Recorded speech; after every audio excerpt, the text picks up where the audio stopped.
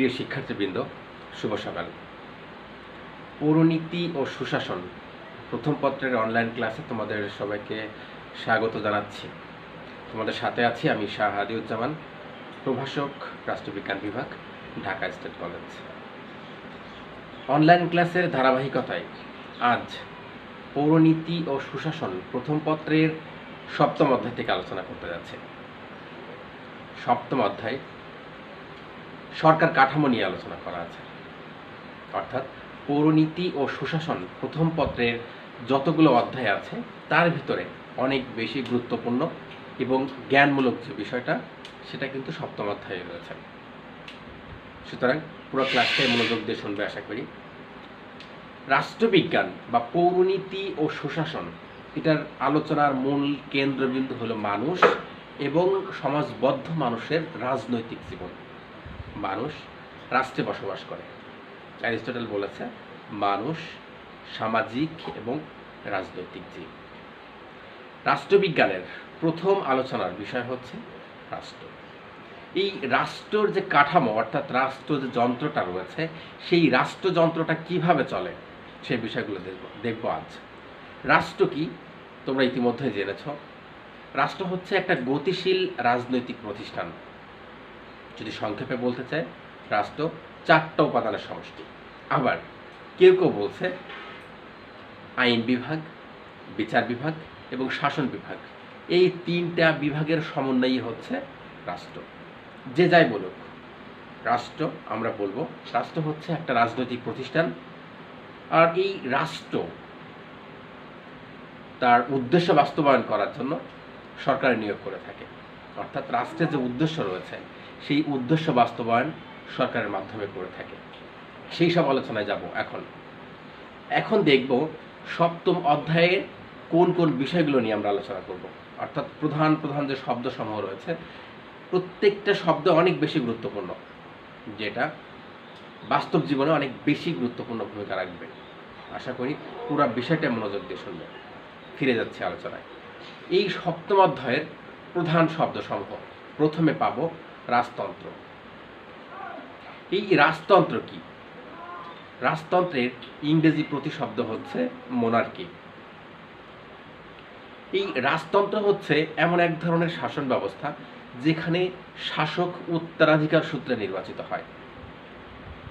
যদি আরেকটু ভেঙে বলতে চাই, সেখানে দাদা যদি রাজা থাকে, বাবা সেখানে রাজা হবে, বাবার পরবর্তীতে আমি সেখানে রাজা হয়ে যাব। অর্থাৎ এখানে নির্বাচন বা গণতন্ত্র বা অন্য ধরনের কোনো সিস্টেম এখানে এক্সিস্ট করে না। সুতরাং এই ধরনের শাসন ব্যবস্থা যে দেশগুলোতে আছে সেই সিস্টেমটাকে আমরা বলছি রাজতন্ত্র বা মোনার্কি। আবার বলছি, রাজতন্ত্র হচ্ছে এমন এক ধরনের শাসন ব্যবস্থা যেখানে শাসক উত্তরাধিকার সূত্রে নির্বাচিত হয়, জনগণের ভোটে না, উত্তরাধিকার সূত্রে নির্বাচিত হয়। আমরা যদি এরকম দেশ দেখি, উদাহরণ হিসেবে আমরা সৌদি আরবের কথা বলতে পারি। তারপরে যুক্তরাজ্য যেখানে রয়েছে সেখানে 250 বছরের বেশি সময় ধরে এই রাজতন্ত্র কিন্তু চলছে। এরপরে যে প্রধান শব্দ আমরা পাবো সেটা হচ্ছে গণতন্ত্র বা ডেমোক্রেসি। গণতন্ত্রের ইংরেজি প্রতিশব্দ হচ্ছে democracy. Democracy indicates public participation, অর্থাৎ জনগণের স্বতঃস্ফূর্ত অংশগ্রহণকেই কিন্তু এই গণতন্ত্র ইন্ডিকেট করে। আমরা এই গণতন্ত্র কি পরবর্তী ক্লাসে এটার বিস্তারিত আলোচনায় যাব। এখন শুধু সংক্ষেপে একটু বলছি গণতন্ত্রটা কি। অর্থাৎ যে ধরনের শাসন ব্যবস্থায় অধিকাংশ জনগণের মতামতের ভিত্তিতে শাসক নির্বাচিত হয় বা শাসন ব্যবস্থা পরিচালিত হয়, সেই ধরনের শাসন ব্যবস্থাকে আমরা ডেমোক্রেসি বা গণতন্ত্র বলছি। এই ডেমোক্রেসি শব্দটা বা ডিমস এবং ক্রাটিয়া থেকে এসেছে, যার অর্থ জনগণ এবং শাসন। অর্থাৎ গণতন্ত্র হচ্ছে জনগণের শাসন। আব্রাহাম লিঙ্কনের নাম তোমরা শুনেছ, মার্কিন যুক্তরাষ্ট্রের শাসক ছিলেন এবং মার্কিন যুক্তরাষ্ট্রে যতগুলো শাসক ছিলেন তাদের ভিতরে একজন গুরুত্বপূর্ণ ব্যক্তি ছিলেন আব্রাহাম লিঙ্কন, যিনি 1863 সালে মার্কিন যুক্তরাষ্ট্র থেকে কৃতদাস প্রথাকে বিলোপ ঘটেছিলেন। এই আব্রাহাম লিঙ্কন গণতন্ত্রের একটা উল্লেখযোগ্য সংজ্ঞা দিয়েছেন, যেটা তোমরা সবাই জানো। তারপরে আমি আবার বলছি, democracy is the government of the people, by the people and for the people. অর্থাৎ গণতন্ত্র হচ্ছে জনগণের দ্বারা, জনগণের জন্য, জনগণের সরকার। বিস্তারিত পরবর্তী ক্লাসে।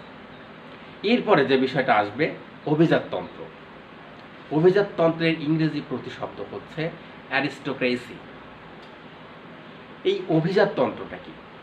অভিজাততন্ত্র এমন এক ধরনের শাসন ব্যবস্থাকে ইন্ডিকেট করে যে ধরনের শাসন ব্যবস্থায় কতিপয় লোকজন শাসন ক্ষমতা অধিষ্ঠিত থাকে, যারা অনেক বেশি মেধাবী, যোগ্য এবং দক্ষ হবেন, এবং সেই সমস্ত শাসক জনগণের সার্বিক কল্যাণে মনোনিবেশ করবেন। অর্থাৎ ব্যক্তিগত স্বার্থপরতার ঊর্ধ্বে উঠে জনকল্যাণে নিজেদেরকে নিয়োজিত যে ধরনের শাসন ব্যবস্থায় শাসকগণ রাখেন, সেই ধরনের শাসন ব্যবস্থাকে আমরা বলছি অ্যারিস্টোক্রেসি বা অভিজাততন্ত্র। একটু মনে রাখবে যে অভিজাততন্ত্রে শাসন যে ক্ষমতা রয়েছে, সেই ক্ষমতা কতিপয় ব্যক্তির হাতে নিয়োজিত থাকে। এরপরে যেটা প্রধান শব্দ আসবে সেটা হচ্ছে মন্ত্রী পরিষদ শাসিত সরকার। খুবই গুরুত্বপূর্ণ একটা বিষয়। এই মন্ত্রী পরিষদ শাসিত সরকার তৃতীয় বিশ্বের অধিকাংশ দেশ গণতন্ত্রের পথে চলে বা গণতন্ত্রের পথে হাঁটছে, এবং সাম্প্রতিক সময়ে সবচাইতে গ্রহণযোগ্য যে শাসন ব্যবস্থা সেটা হচ্ছে গণতন্ত্র। এই গণতন্ত্রে মন্ত্রী পরিষদ শাসিত সরকার একটা গুরুত্বপূর্ণ বিষয়। এখন আসি এই মন্ত্রী পরিষদ শাসিত সরকারটা আসলে কি। যে ধরনের শাসন ব্যবস্থায় শাসন ক্ষমতা মন্ত্রী পরিষদের হাতে ন্যস্ত থাকে এবং তাদের যাবতীয় কার্যাবলীর জন্য আইনসভার উপরে, অর্থাৎ আইনসভার নিকট দায়বদ্ধ থাকে, সেই ধরনের শাসন ব্যবস্থাকে আমরা বলছি মন্ত্রী পরিষদ শাসিত সরকার। আমি আবার বলছি, যেই ধরনের শাসন ব্যবস্থায় শাসন ক্ষমতা মন্ত্রী পরিষদের হাতে ন্যস্ত থাকে এবং তাদের যাবতীয় কার্যাবলীর জন্য আইনসভার নিকট দায়বদ্ধ থাকে, সেই ধরনের শাসন ব্যবস্থাকে আমরা বলছি মন্ত্রী পরিষদ শাসিত সরকার।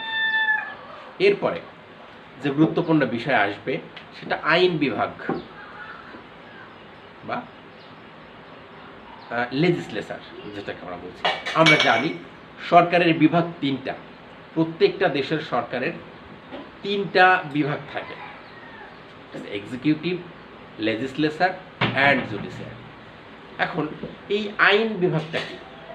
সরকারের যে বিভাগ, অর্থাৎ আগেই বলেছি সরকারের বিভাগ তিনটা, সরকারের যে বিভাগ আইন প্রণয়ন, আইন বাস্তবায়নের সাথে জড়িত, সেই বিভাগকে আমরা বলছি লেজিসলেচার বা আইন বিভাগ। আইন বিভাগটা হচ্ছে প্রত্যেকটা দেশের একটা আইন সভা আছে। এই আইন সভার এক এক দেশে এক এক নামে ডাকা হয়। বাংলাদেশে আইনসভাকে বলছি পার্লামেন্ট, জাপানে বলছি ডায়েট, ইসরায়েলে বলছি নেসেট, পাকিস্তানে বলছি মজলিস, আফগানিস্তানে বলছি মজলিস, মার্কিন যুক্তরাষ্ট্রে কংগ্রেস, পাকিস্তানে কংগ্রেস। সুতরাং এক এক দেশে এক এক ধরনের নাম রয়েছে। তবে যেই দেশে যেই নাম থাকুক না কেন, সরকারের এই বিভাগটা আইন প্রণয়ন এবং আইন বাস্তবায়ন, অর্থাৎ যারা পলিসি ইমপ্লিমেন্ট করে সেই বিভাগের সাথে জড়িত যে বিভাগটা রয়েছে, সেই বিভাগকে পৌরনীতি ও সুশাসন বা রাষ্ট্রবিজ্ঞানে আইন বিভাগ বলছে। এরপরে গুরুত্বপূর্ণ যে শব্দ রয়েছে এই অধ্যায়ে সেটা হচ্ছে শাসন বিভাগ। আগেই বলেছি সরকারের বিভাগ তিনটা। প্রথম একটা বিভাগ হচ্ছে শাসন বিভাগ, অর্থাৎ যারা শাসন কার্যের সাথে জড়িত, কিভাবে শাসন করবে। আমরা জানি বিশৃঙ্খল জনগণকে যদি শৃঙ্খলিত না করা যায় তাহলে নৈরাজ্যের নামান্তর। সুতরাং এই অ্যানার্কি রোধের জন্য সরকার জনগণকে শাসন করে থাকে, কখনো বা জনগণের কল্যাণের জন্য। এখন বিষয় হচ্ছে এই শাসন বিভাগটা কি। বলেছি সরকারের বিভাগ তিনটা। এই তিনটা বিভাগের ভিতরে যে বিভাগ শাসন সংক্রান্ত কাজের সাথে জড়িত থাকে সেই বিভাগকে বলছি শাসন বিভাগ। এরপরে যেটা রয়েছে বিচার বিভাগ, জুডিশিয়ারি। সরকারের যে তিনটা বিভাগ রয়েছে তার ভিতরে 3 নাম্বার বিভাগটা হচ্ছে বিচার বিভাগ বা জুডিশিয়ারি। এই জুডিশিয়ারির কাজ হচ্ছে কি, অর্থাৎ সরকারের যে বিভাগ বিচার সংক্রান্ত কাজের সাথে জড়িত থাকে, অর্থাৎ প্রচলিত যে আইন বিধিবিধান বা যে সিস্টেমটা রয়েছে সেই আইনি ব্যবস্থায় যে বিভাগটা পরিচালনা করে থাকে সেই বিভাগটাকে আমরা বলছি বিচার বিভাগ। আর এই বিচার বিভাগের প্রধানকে রাষ্ট্রপতি নিয়োগ দিয়ে থাকেন বাংলাদেশে, এবং রাষ্ট্রপতি প্রধান বিচারপতিকে নিয়োগ দেন এবং প্রধান বিচারপতির সাথে পরামর্শ করে বাকি বিচারকদেরকে নিয়োগ দিয়ে এই বিচার বিভাগটা কিন্তু পরিচালনা করেন। এরপরে যে গুরুত্বপূর্ণ একটা শব্দ আসবে সেটা হচ্ছে বিচার বিভাগের স্বাধীনতা। এই সপ্তম অধ্যায়ে আমরা পাব বিচার বিভাগের স্বাধীনতাটা কি। যেহেতু সরকারের বিভাগ তিনটা, সুতরাং এই একটা দেশের সার্বিক উন্নয়নে বিচার বিভাগ গুরুত্বপূর্ণ ভূমিকা পালন করে থাকে। কোনো দেশের বিচার ব্যবস্থা যদি সঠিক এবং জনকল্যাণে পরিচালিত না হয়ে থাকে তবে সেখানে কল্যাণ আশা করা যায় না। সুতরাং এই সরকারের যে তিনটা বিভাগ রয়েছে সেই তিনটা বিভাগ যখন বিচার বিভাগকে হস্তক্ষেপ করবে না, অর্থাৎ বিচার বিভাগের উপরে যে যথাযথ দায়িত্ব বা কর্তব্য রয়েছে সেটা যখন কোনো প্রকার বাধা বিঘ্ন এবং হস্তক্ষেপ ছাড়াই করতে পারে, তখন সেই ধরনের যে ব্যবস্থা সেটাকে আমরা বলছি বিচার বিভাগের স্বাধীনতা। অর্থাৎ সংক্ষেপে যদি বলতে চাই, অর্থাৎ অন্য দুই বিভাগের হস্তক্ষেপ মুক্ত যদি বিচার বিভাগ থাকে তাহলে সেই বিচার বিভাগকে আমরা বলছি স্বাধীন বিচার বিভাগ। এরপরে যে প্রধান শব্দটা এই অধ্যায়ে রয়েছে সেটা হচ্ছে ক্ষমতার পৃথকীকরণ বা সেপারেশন অফ পাওয়ার বা ক্ষমতার স্বতন্ত্রীকরণ। এই ক্ষমতার স্বতন্ত্রীকরণ বা পৃথকীকরণের ইংরেজি প্রতিশব্দ হলো সেপারেশন অফ পাওয়ার। এই ক্ষমতার স্বতন্ত্রীকরণের ধারণা প্রথমবারের মতো নিয়ে এসেছিলেন মন্টেস্কো। এই ক্ষমতার স্বতন্ত্রীকরণটা কি বা পৃথকীকরণটা কি আসলে আগেই বলেছি, কিছুক্ষণ আগেও বললাম, সরকারের বিভাগ তিনটা। একটা হচ্ছে executive, legislature and the judiciary. এই তিনটা বিভাগের আলাদা আলাদা ক্ষমতা আছে। শাসন বিভাগের কাজ হচ্ছে শাসন সংক্রান্ত যাবতীয় কার্যাবলী পরিচালনা করা, আইন বিভাগের কাজ হচ্ছে আইন প্রণয়ন করা এবং সেই আইনের বাস্তবায়ন করা, এবং বিচার বিভাগের কাজ হচ্ছে বিচার সংক্রান্ত যত কাজ আছে সেই কাজগুলো পরিচালনা করা। যখন এই তিনটা বিভাগ তার নিজের মতো করে কাজ করতে পারে, অর্থাৎ একটা বিভাগ আরেকটা বিভাগকে আক্রমণ করে না বা হস্তক্ষেপ করে না, অর্থাৎ তিনটা বিভাগের যখন ক্ষমতা ভাগ করে দেয়া হয় তখন সেটাকে আমরা বলছি ক্ষমতার পৃথকীকরণ বা সেপারেশন অফ পাওয়ার। এরপরে সর্বশেষ যে বিষয়টা আমরা অধ্যায়ে পাবো সেটা ব্যালেন্স অফ পাওয়ার বা ক্ষমতার ভারসাম্য। ক্ষমতার ভারসাম্যটা কি, এটা যদি আলোচনা করতে যাই আবার একটু পেছনে যেতে হবে, অর্থাৎ সরকারের তিনটা বিভাগ নিয়ে একটু আলোচনা করতে হবে। সরকারের যে তিনটা বিভাগ রয়েছে আমাদের মনে থাকবে একেবারেই প্রথমে রাষ্ট্রের সংজ্ঞা দিতে যে বলেছিলাম, কেউ বলছে রাষ্ট্র হচ্ছে তিনটা যে বিভাগ রয়েছে সেই তিনটা বিভাগের সমষ্টি। এখন এই যে তিনটা বিভাগের ভিতরে ক্ষমতার ব্যালেন্স আছে, ব্যালেন্স করতে হয়, অর্থাৎ যে তিনটা বিভাগ সেই তিনটা বিভাগের ভিতরে একটা বিভাগ যেন অতিরিক্ত ক্ষমতা ভোগ না করে, আবার কোনো একটা বিভাগ যেন খুব কম ক্ষমতা সম্পন্ন না হয়। সুতরাং তিনটা বিভাগেরই ক্ষমতা সমানভাবে বিভাজন যদি করা হয় তখন সেই বিভাগটাকে আমরা বলি, তখন সেই সিস্টেমটাকে আমরা বলি ব্যালেন্স অফ পাওয়ার বা ক্ষমতার ভারসাম্য।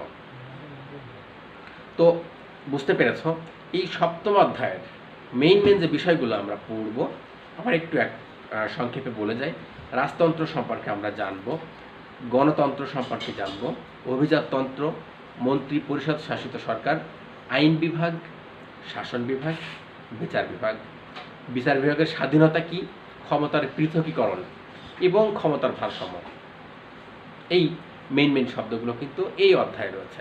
তবে এখন থেকে যারা রাষ্ট্রবিজ্ঞানে অনার্স মাস্টার্স করতে চাও বা ব্যক্তিগতভাবে বিষয়গুলো খুবই গুরুত্বপূর্ণ, সুতরাং বিষয়গুলো সবসময় মাথায় রাখবে। এই যে টপিকসগুলো এতক্ষণ বললাম এইগুলো বাদ দিয়ে কিন্তু এই পৌরনীতি বা রাষ্ট্রবিজ্ঞানের অস্তিত্বকে চিন্তাও করা যায় না। যাই হোক, সপ্তম অধ্যায় যখন আমরা পড়ে শেষ করব, এই অধ্যায়ের শিক্ষণফলটা কি, আসলে আমরা কি কি শিখবো এখান থেকে সেটা বিভিন্ন রাষ্ট্রের যে সরকার কাঠামো আছে সেই সরকার কাঠামোগুলো আমরা ব্যাখ্যা করতে পারবো। এরপরে গণতান্ত্রিক যে রাষ্ট্র রয়েছে সেই রাষ্ট্রে আইনসভার যে গুরুত্ব রয়েছে সেই আইনসভার গুরুত্বগুলো ব্যাখ্যা করতে পারব।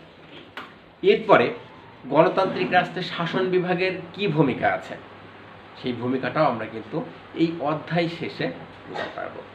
বিচার বিভাগের গঠন, তার ক্ষমতা, কার্যাবলী ব্যাখ্যা করতে পারব। বিচার বিভাগের স্বাধীনতাটা কি সেটা আমরা ব্যাখ্যা করতে পারব। কিভাবে বিচার বিভাগের স্বাধীনতা রক্ষা করা যাবে বা স্বাধীনতা রক্ষা করলে কি হবে সেই বিষয়গুলো কিন্তু আমরা আলোচনা করতে পারব। ক্ষমতার স্বতন্ত্রীকরণ বা ভারসাম্য নীতির গুরুত্ব আমরা মূল্যায়ন করতে পারব। যাই হোক, পুরো ক্লাসটাই কিন্তু আমরা অবশ্যই মনোযোগ দিয়ে শুনব। আগে বলেছিলাম সপ্তম অধ্যায়ের মূল আলোচনার বিষয় হচ্ছে সরকার কাঠামো, অর্থাৎ বিভিন্ন দেশের যে সরকার কাঠামোগুলো আছে সেই সরকার কাঠামোগুলো কি। আমরা জানি এক এক দেশের বর্তমান বিশ্বে প্রায় 194টা মতো স্বাধীন দেশ আছে। এই স্বাধীন দেশগুলোতে এক একটা দেশে এক এক ধরনের সরকার ব্যবস্থা কিন্তু পরিচালিত হয়ে থাকে। তবে তৃতীয় বিশ্বের যে ডেভেলপিং কান্ট্রিজ বা উন্নয়নশীল যে দেশগুলো রয়েছে, ইভেন উন্নত যে দেশগুলো রয়েছে, সেই দেশগুলোতে কিন্তু এখন গণতন্ত্র চলছে, বা যে সমস্ত দেশে গণতন্ত্র নেই সেই সমস্ত দেশে গণতন্ত্রের দিকে হাঁটছে। এখন আলোচনায় ফিরে যাই, দেখব সরকার কি। আগে বলেছি সরকার একটা রাজনৈতিক প্রতিষ্ঠান, অর্থাৎ এই কেউ বললো যে সরকার তিনটা প্রতিষ্ঠান, অর্থাৎ তিনটা যে অর্গান রয়েছে সেই তিনটা অর্গান, অর্থাৎ এক্সিকিউটিভ, লেজিসলেচার এবং জুডিশিয়ারির সমষ্টি। আবার কেউ বলছে যে সরকার হচ্ছে একটা প্রতিষ্ঠান যার মাধ্যমে রাষ্ট্র তার উদ্দেশ্যকে বাস্তবায়ন করে থাকে। রাষ্ট্র তার নিজের প্রয়োজনে কিন্তু সরকার বানিয়েছে, আর সেই সরকার রাষ্ট্রের নির্দেশনা মেনে, অর্থাৎ কনস্টিটিউশন বা সংবিধান মেনে কিন্তু পরিচালিত হয়।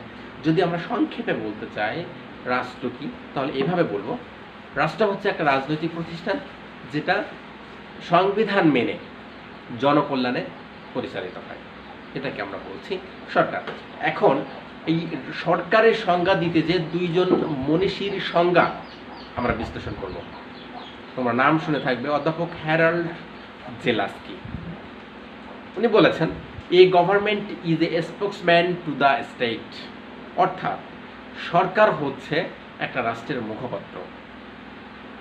মুখপত্র অর্থ কি, যে রিসেম্বল করে, অর্থাৎ প্রতিনিধিত্ব করে, রিপ্রেজেন্টেটিভ, অর্থাৎ রাষ্ট্র যে বিষয়টা রয়েছে সেই রাষ্ট্রের মূল, প্রথম এবং প্রধান উপাদান হচ্ছে কিন্তু সরকার। আগেই বলেছি যে এই রাষ্ট্র কিন্তু সরকারের মাধ্যমে তার উদ্দেশ্যকে বাস্তবায়ন করে থাকে, আর রাষ্ট্রের উদ্দেশ্য জনকল্যাণে পরিচালিত হওয়া। সুতরাং অধ্যাপক হ্যারাল্ড জেলাস্কি বলেছেন যে এই government is a spokesman to the state, অর্থাৎ সরকার হচ্ছে রাষ্ট্রের মুখপত্র। এরপরে যদি আরেকজন মনীষীর সংজ্ঞা আমরা বিশ্লেষণ করতে যাই, উনি হচ্ছেন অধ্যাপক গ্যাটেল। উনি বলেছেন সরকার হলো রাষ্ট্রের একটি সংস্থা বা যন্ত্র। সরকার হচ্ছে একটা রাষ্ট্রের সংস্থা বা যন্ত্র, অর্থাৎ এই সরকারটা হচ্ছে রাষ্ট্রের যন্ত্র, অর্থাৎ এইটার মাধ্যমেই হচ্ছে রাষ্ট্রটা কিন্তু পরিচালিত হয়, অর্থাৎ রাষ্ট্রের একটা মূল এবং প্রধান সংস্থা হচ্ছে সরকার, বলছেন অধ্যাপক গ্যাটেল। সুতরাং এত সময় যে বিষয়টা নিয়ে আলোচনা করলাম সেটা হচ্ছে সরকার। যদি তোমরা সরকার সম্পর্কে এক কথায় জানতে চাও তাহলে এইভাবে বলা যাবে যে সরকার হচ্ছে একটা রাজনৈতিক গতিশীল প্রতিষ্ঠান যেটা নিয়ম মেনে, অর্থাৎ সংবিধান মেনে জনগণের কল্যাণে পরিচালিত হচ্ছে। এখন যাব, আমরা জানি এই রাষ্ট্রবিজ্ঞানের আদিপিতা হচ্ছেন অ্যারিস্টটল। রাষ্ট্র চিন্তার ক্ষেত্রে যে সকল মনীষী অনন্য সাধারণ অবদান রেখেছেন এবং সভ্যতার সৌধ নির্মাণে যাদের অবদান অনস্বীকার্য, তার মধ্যে গ্রিক দার্শনিক অ্যারিস্টটল অন্যতম। রাষ্ট্রচিন্তায় তার অন্য সাধারণ অবদানের কারণে অ্যারিস্টটলকে রাষ্ট্রবিজ্ঞানের জনক বলা হয়। এই অ্যারিস্টটল সরকারের শ্রেণী বিভাগ করেছেন। তোমাদের জানতে হবে অ্যারিস্টটল কিভাবে সরকারের শ্রেণী বিভাগ করেছে। আগেই বলেছিলাম বিশ্বের এক একটা দেশে এক এক ধরনের সরকার ব্যবস্থা কিন্তু এক্সিস্ট করছে। সুতরাং এই রাষ্ট্রবিজ্ঞানের আদিপিতা বা রাষ্ট্রবিজ্ঞানের যিনি জনক আছেন তিনি সরকারের কিভাবে শ্রেণী বিভাগ করেছেন সেটা খাতা কলম নিয়ে বসবে সবাই। গ্রিক এই মহান দার্শনিক সরকারকে দুটো দিক থেকে ভাগ করে নিয়েছেন, সংখ্যানীতি এবং উদ্দেশ্য নীতির দিক থেকে। খুবই মনোযোগ দিয়ে বিষয়টা শুনবে। অ্যারিস্টটল যে সরকারের শ্রেণী বিভাগ করেছেন সংখ্যানীতি এবং উদ্দেশ্য নীতি, অর্থাৎ শাসকের সংখ্যা এবং শাসকের উদ্দেশ্যটা কি হবে সেই উদ্দেশ্যের ভিত্তিতে কিন্তু দুটো ভাগে ভাগ করেছেন। সংখ্যানীতির ক্ষেত্রে শাসকের সংখ্যা হবে এবং সেই উদ্দেশ্য নীতিকে দুটো ভাগে ভাগ করেছেন। আমি একটা ছবি উঠিয়ে তোমাদের এখানে পোস্ট করব যে অ্যারিস্টটলের যে শ্রেণী বিভাগ আছে সেই শ্রেণী বিভাগটা এখানে ছবি উঠিয়ে আমি পোস্ট করব, দেখে নেবে। আসি যে কিভাবে ভাগ করেছেন। বললাম সংখ্যানীতি এবং উদ্দেশ্য নীতি। সংখ্যানীতির ক্ষেত্রে শাসকের সংখ্যা এবং উদ্দেশ্য নীতির ক্ষেত্রে দুটো ভাগে ভাগ করেছেন, একটা সরকারের স্বাভাবিক রূপ আর একটা সরকারের বিকৃত রূপ। এখন দেখি শাসকের সংখ্যার দিকে কি বলছেন। শাসকের সংখ্যা যখন একজন, খুবই মনোযোগ দিয়ে শুনবে, যখন একজন ব্যক্তি শাসন করবেন অর্থাৎ শাসক হবেন মাত্র একজন, তাহলে সেই স্বাভাবিক রূপটা কি হবে এবং বিকৃত রূপটা কি হবে সেটা দেখি। যখন একজন ব্যক্তি শাসন করবেন এবং সেই ব্যক্তি সংবিধান মেনে বা নিয়ম মেনে জনগণের কল্যাণে পরিচালিত হবেন, অর্থাৎ জনগণের সার্বিক কল্যাণের কথা তিনি চিন্তা করবেন এবং জনগণের মৌলিক যে অধিকার রয়েছে সেই অধিকার পূরণের নিশ্চয়তা দিবেন।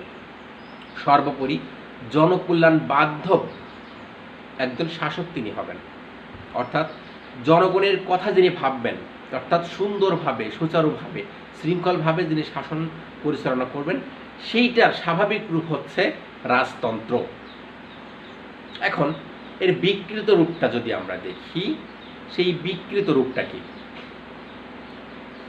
যখন সেই শাসক জনগণের কথা চিন্তা করবে না, অর্থাৎ জনগণের মৌলিক অধিকারের কথা চিন্তা করবে না, জনগণের ভালো মন্দ দিকের বিবেচনা করবে না এবং নিজের মতো করে শাসন ক্ষমতায় থাকার চেষ্টা করবে, অর্থাৎ দমনমূলক নিপীড়নমূলক ব্যবস্থা যখন নিবে, দীর্ঘদিন যখন ক্ষমতায় থাকতে চাইবে, তখন সেই অবস্থাটা হচ্ছে বিকৃত রূপ অর্থাৎ স্বৈরতন্ত্র।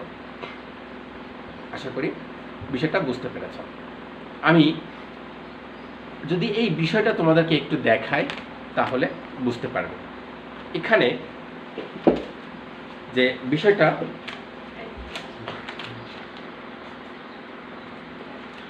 এখানে দেখবে যে শাসকের সংখ্যা বলছে যখন একজন শাসন করবে, এখানে যখন একজন শাসন করবে, সেই একজন শাসক যখন শাসন করবে তিনি যখন সুন্দরভাবে শাসন করবেন তখন সেই অবস্থাটাকে আমরা বলছি রাজতন্ত্র। এবং সেই ব্যক্তিটা যখন জনগণের কথা ভুলে যাবে, অর্থাৎ জনগণের স্বাভাবিকতার কথা চিন্তা না করে নিজের কথা চিন্তা করবে, নিজের ভালো মন্দ বিচার করবে, তখন সেটা হবে বিকৃত রূপ অর্থাৎ স্বৈরতন্ত্র হয়ে যাবে। তখন সেটা হবে স্বৈরতন্ত্র। এটা হচ্ছে একজনের শাসন ছিল। আবার বলছি, যখন একজন ব্যক্তি শাসন করবে এবং তিনি যদি জনগণের কল্যাণে অর্থাৎ ভালোভাবে শাসন করে তখন স্বাভাবিক রূপ হচ্ছে রাজতন্ত্র, এবং যখন ভালোভাবে শাসন না করবে সেটার বিকৃত রূপ হচ্ছে স্বৈরতন্ত্র। এভাবে এবার দেখো পরের বিষয় আছে কয়েকজনের শাসন, অর্থাৎ কয়েকজন ব্যক্তি শাসন করবে। এখানে একজন ব্যক্তি না, কয়েকজন ব্যক্তি এখানে শাসন করবে এবং সেই কয়েকজন ব্যক্তি যখন স্বাভাবিকভাবে শাসন করবে, অর্থাৎ জনগণের কথা চিন্তা করবে, জনগণের ভালো মন্দ দিক দেখবে, জনগণের মৌলিক অধিকারকে প্রাধান্য দিবে এবং সর্বোপরি জনগণের কথা যখন ভাববে, অর্থাৎ এই কয়েকজন ব্যক্তি যখন ভালোভাবে শাসন করবে তখন সেটা স্বাভাবিক রূপ হচ্ছে অভিজাততন্ত্র বা অ্যারিস্টোক্রেসি বা অভিজাততন্ত্র, অর্থাৎ কিছু অভিজাত লোক এটাকে জনগণের কল্যাণে শাসন করবে। এবার এই অভিজাততন্ত্রের বিকৃত রূপটা কি একটু দেখব। এই কয়েকজন ব্যক্তি কিন্তু শাসন করছে, কয়েকজন ব্যক্তি শাসন করবে, তখন তারা জনগণের কল্যাণের কথা ভুলে যাবে। জনগণের কল্যাণের কথা ভুলে যেয়ে তখন তারা যেটা করবে যে নিজেরা ধন সম্পত্তি গচ্ছিতকরণে মনোযোগ দিবে, অর্থাৎ এই যে ধন সম্পত্তি রয়েছে সেই ধন সম্পত্তি গোছানোর কাজে নিজেকে নিয়োজিত রাখবে, অর্থাৎ টোটাল যে ধন সম্পত্তি রয়েছে সেই সম্পত্তি তারা নিজেদের করে নেওয়ার চেষ্টা করবে, জনগণের কথা ভুলে যে নিজেরাই সম্পদের পাহাড় গড়ে তুলবে। তখন সেইটা হবে বিকৃত রূপ, সেটাকে বলছে অ্যারিস্টটল ধনিকতন্ত্র বা কুলীনতন্ত্র। অর্থাৎ অভিজাততন্ত্র হচ্ছে ভালো সরকার, স্বাভাবিক সরকার। এটা যখন তাদের উদ্দেশ্য খারাপ হয়ে যাবে, ধন সম্পদ নিজেদের নিয়ন্ত্রণে নিয়ে আসবে, তখন সেটা হয়ে যাবে ধনিকতন্ত্র। এবার দেখো, শাসকের সংখ্যা বহুজন ব্যক্তি শাসন করবে, অর্থাৎ প্রথম দেখলাম একজন, তারপরে দেখলাম কয়েকজন, এখন হচ্ছে বহুজন, অর্থাৎ এখানে বহু ব্যক্তি শাসন করবে।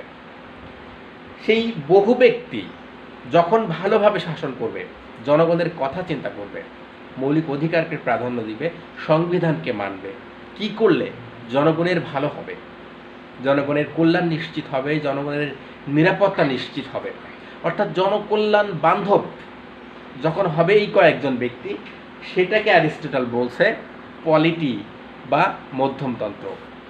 এই পলিটি বা মধ্যমতন্ত্র হচ্ছে এমন এক ধরনের শাসন ব্যবস্থা যেখানে কয়েকজন ব্যক্তি শাসন করে এবং সেই কয়েকজন ব্যক্তি জনগণের মনের মতো হয়, অর্থাৎ জনগণের সার্বিক কল্যাণে নিজেদেরকে নিয়োজিত রাখে, এটাকে বলছে পলিটি।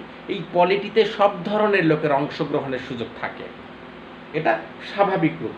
অ্যারিস্টটল বলছে এই বহুজন ব্যক্তি যখন সেই মহৎ উদ্দেশ্যটা ভুলে যাবে, অর্থাৎ তাদের যে উদ্দেশ্যটা রয়েছে জনগণের কল্যাণ করা, সেই উদ্দেশ্যটা যখন ভুলে যাবে, যখন নিজেদেরকে অনেক সময় অনেক দীর্ঘদিন ধরে ক্ষমতায় রাখতে চাইবে, এই ধরনের মানসিকতা যখন তাদের ভিতরে জন্ম নিবে, তখন সেটাকে বলছে গণতন্ত্র। দেখো সবটা ঠিক এভাবে করবে, তখন সেটাকে বলছে গণতন্ত্র, অর্থাৎ পলিটি স্বাভাবিক রূপ এবং এই স্বাভাবিক রূপ পলিটি বিকৃত হয়ে যাচ্ছে গণতন্ত্র। সবটা আবার একটু খেয়াল করবে, শাসকের সংখ্যা, স্বাভাবিক রূপ এবং বিকৃত রূপ।